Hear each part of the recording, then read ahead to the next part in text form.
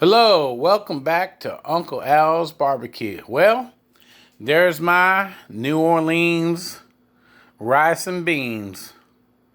I'd like to see you argue with that. Is that just gorgeous or what?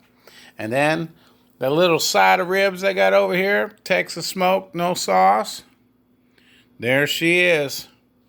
You should feel it. You should smell it. Look at that. Look at them ribs, barked out, no sauce, nothing.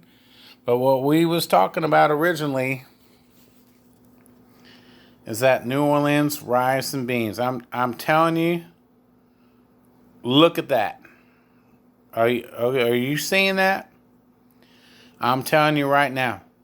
If you can't go to New Orleans, if you've never been to New Orleans, then the next best thing that you can do is do my recipe, because I'm telling you right now, that is exactly how you would get that plate, besides a little bit of chives on top or some hot sauce. I'm not doing that.